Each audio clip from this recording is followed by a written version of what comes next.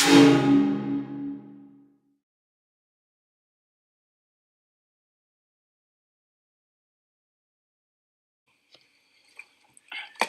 le Président, mes chers collègues, notre pays, vous l'avez dit, est une terre d'accueil depuis des décennies, peut-être même depuis des centaines d'années.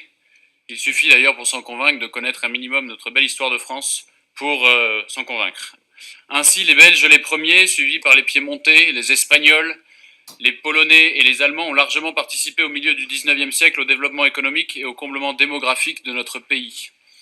La France s'est ensuite illustrée par son accueil chaleureux des Portugais, puis plus tard par les habitants des anciennes colonies venus en renfort défendre la terre française, comme ce fut le cas des vaillants tirailleurs sénégalais, pour ne citer qu'eux, qui combattirent jusqu'au prix de leur vie pour que vive la France.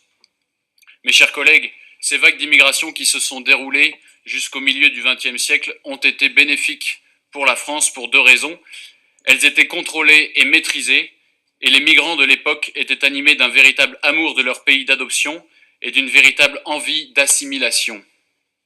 Force est de constater que les temps ont changé et l'immigration choisie a laissé place à une immigration subie que je qualifierais objectivement d'immigration invasion.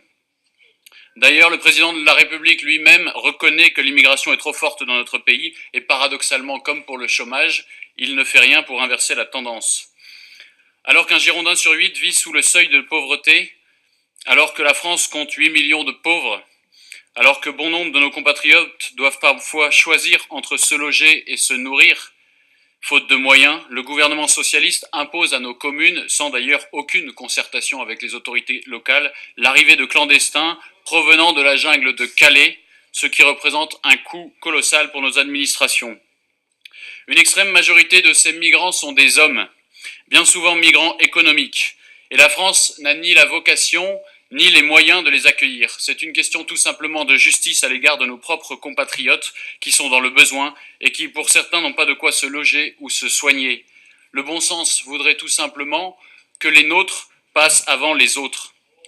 Parmi ces migrants, c'est vrai, vous l'avez dit, certains fuient la guerre, c'est vrai, mais une guerre largement favorisée par les relations plus que douteuses de nos dirigeants avec le Qatar ou l'Arabie Saoudite, ou encore par l'intervention militaire de la France en Libye, où, sous couvert de démocratie, nous avons installé une dictature islamique des plus radicales dans ces pays.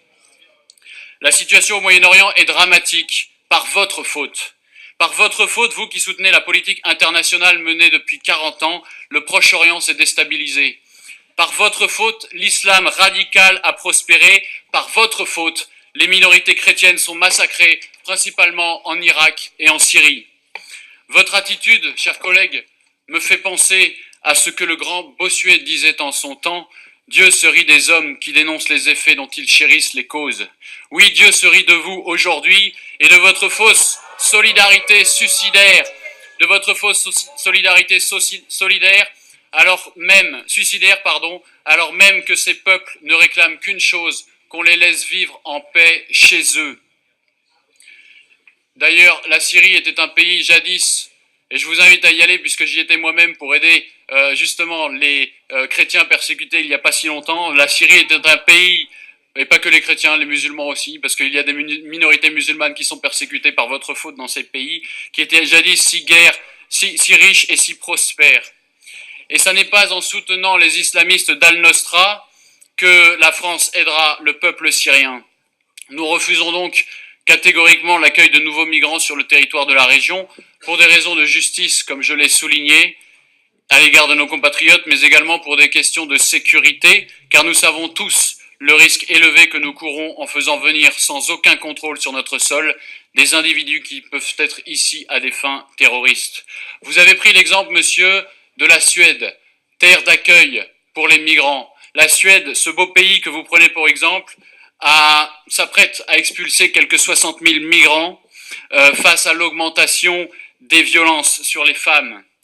La véritable solidarité, je me répète, c'est de laisser chaque peuple en mesure de vivre en paix dans son propre pays. Cette solidarité-là vous est visiblement tout à fait contraire et étrangère, sinon en 1962, le Parti socialiste, par la voix de son député-maire de Marseille, Gaston Defferre, n'aurait pas refusé d'accueillir nos propres compatriotes, les pieds noirs, de retour d'Algérie. Votre solidarité à vous, elle est politique, elle est idéologique, elle est suicidaire, et vous aurez tôt ou tard à répondre du sang des victimes du terrorisme, du sang de nos compatriotes français qui sont 2 par jour à mourir dans la rue, dans le froid, et du sang des milliers de migrants Monsieur qui le Président, est-ce que vous pouvez demander, comme vous le feriez pour nous, on écoute l'intervenant. le silence à votre majorité UMPS, s'il vous plaît. Et du sang des milliers de migrants qui prennent Non, des non, risques non, non, inconsidérés non. pour traverser les mers sans certitude d'arriver sur les côtes européennes.